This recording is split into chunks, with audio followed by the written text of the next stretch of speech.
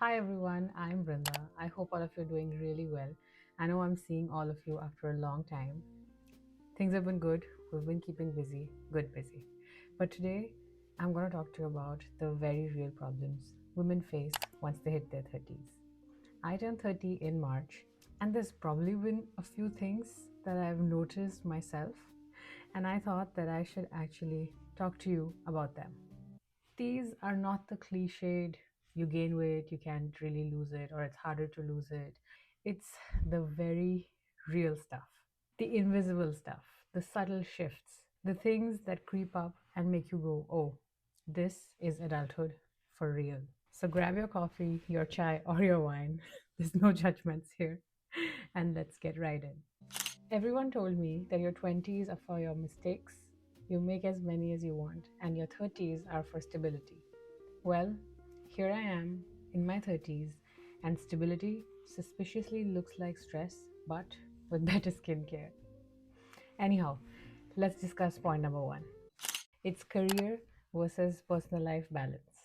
You hit 30, and suddenly your career isn't about your ambition anymore. It's about balance, it's about fulfillment.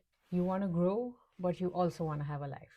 Some days you're a boss lady, and on others, you just want to be left alone in your room, scrolling endless home baked, home cooked recipes that you'll probably never even cook. And here's the thing, every choice comes with guilt. If you lean into work, you feel bad about neglecting home. And if you take time off for yourself, there's that nagging thought that someone else is working harder than you are. It's quite literally like juggling, except the balls are on fire. Point number two, the financial pressure gets real. In your 20s, financial planning was like, do I have enough to enjoy brunch at this newly opened place this weekend? In 30s, financial planning looks more like, should I invest in real estate, mutual funds, or therapy? Honestly, therapy might bring in back the best ROI. But yeah, what I'm saying is the money conversation basically just shifts from cute outfits and trips to mortgages, emergency funds, and insurance. And while you're saving for the future, life is simultaneously reminding you enjoy the present. Honestly speaking, my biggest splurge in my 20s would probably be a Zara dress. And right now, it's probably going to be a good vacuum cleaner that does the job well. Point number three is the invisible mental load. I don't think anybody really talks about this enough. It's the never ending, invisible to do list that women in their 30s have to carry.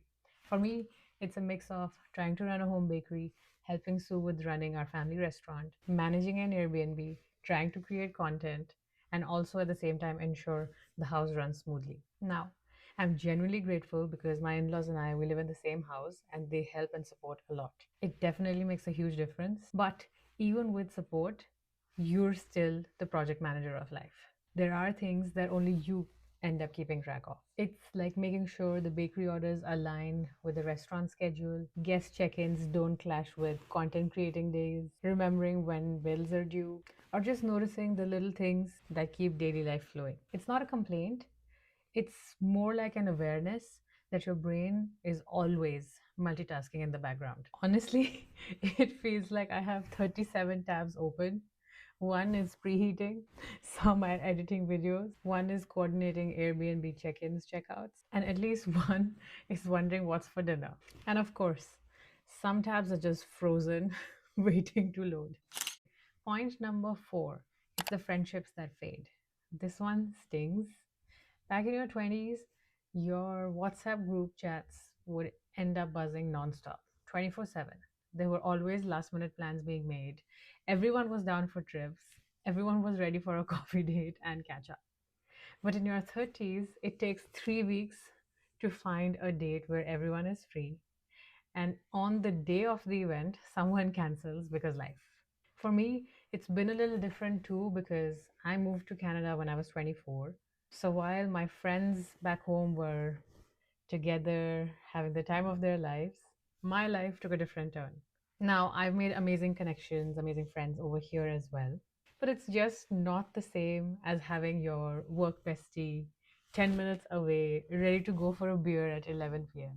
just because you had a hard day at work. And the funny thing is, it's not drama or anything. It's just distance, jobs, marriage, kids, and priorities that simply just don't line up anymore. Some friendships survive, some fizzle out, and sometimes you just miss that daily companionship that felt effortless. Point number five, family pressure and expectations. Now, if you're a South Asian, this is huge. Aunties absolutely love asking, Beta, when are you giving us good news? कब बच्चा कर रहे हो? Like, ma'am, I just told you about my new startup venture, my promotion. Isn't that good news? Living in Canada has honestly given me distance from this everyday societal pressure. Like, nobody's tracking my personal milestones on a public scoreboard. But the moment I land back in India, it just creeps right back. Each visit is just filled with unsolicited um, advice or a timeline on when you should have kids. अब एक कर लो फिर दो करने में time लगेगा. You know how things go. And abhi, so I've been married as well. So there's no pressure कि ओ बेटा शादी कब करोगे. But once you're married as well, the next pressure point just shows up like clockwork. At this point, I feel like I need to have a PowerPoint presentation for all these aunties, these relatives, that's titled, Here's Why Your Timeline Isn't My Timeline. Point number six, it's the health wake up calls. Back in your 20s, you could eat biryani at 2 a.m. and bounce back fresh the next morning. In 30s, however, one late night and your body just files a complaint. Suddenly, words like thyroid, cholesterol, vitamin D, fertility tests, these words just creep up into your vocabulary. Your skin needs more maintenance, your energy levels are a little more unpredictable. Self care shifts from a luxury to a necessity because if you skip it, your body will remind you. Point number seven is the disappearing act of time. I don't know where all the time goes. You still have 24 hours in a day, but it just feels like you have five. Between work, marriage, family, friends, self care, and the ever growing, never ending to do list, time just feels slippery. Every decision is a trade off. If you spend more time at work, you lose out on personal life. If you prioritize family, your work takes a hit. And when you finally carve out time to enjoy for your own self, you're just too tired to enjoy it. I'm basically time rich in theory, but broke in practice. Point number eight, I think you all must be wondering when I'm probably going to bring this point up. It's the questions about your identity. At some point in your 30s, and for me, it's like the beginning of 30s itself, you start wondering, who am I beyond my job? Beyond being a wife, a daughter, a friend, a baker. All these titles are nice, but they just don't tell the whole story. Sometimes you just miss the messy, unstructured, carefree version of your own self back from your 20s. Sometimes you just crave the freedom of being you again. But then you also see how much stronger, wiser, and more grounded you've become. The 30s identity crisis is like the 20s identity crisis, but with bills. Point number nine, priorities shift hard. They just do. In your 20s, going out 3 nights in a row was fun. I don't know how I did it, but I did. But in your 30s, the thought of leaving your house 2 nights in a row makes you want to fake a fever. Social stamina becomes a limited resource, and honestly, you don't mind. You become picky with your time and energy, and you understand that not every event deserves your presence, and not every person deserves your effort. And suddenly, saying no starts to feel more powerful. And I can proudly say that my idea of a wild Friday night is probably being tucked in bed and watching videos on YouTube about decluttering. And the last point that I want to talk to all of you about is the silent anxiety about the future. Just start to ask yourself a lot of questions. Will I be okay financially? How long will my parents stay healthy? What do the next 10 years look like? All of these questions that I probably didn't even ask myself when I was in my 20s. And then you just look for answers and you understand that you're capable enough to find answers for those questions. But it's just basically a mix of vibes and overthinking. So, yeah, Hitting your 30s isn't tragic, it's not going downhill. It's just a different kind of uphill. One where you see things more clearly, but the climb is real.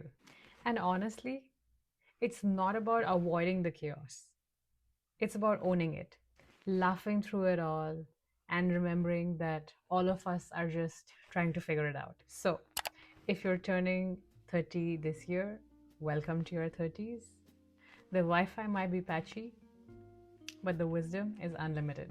And I'm going to end this video with a typical asking all of you to subscribe to my channel if you enjoyed this video. Sorry, this was not a bag related video. It's different from the usual content that I usually upload, but I just felt like I had to put these points across because these have been hovering around or, just popping up in my brain since a few months, for a few months. Yeah. Okay. I'll see you in the next one. Bye.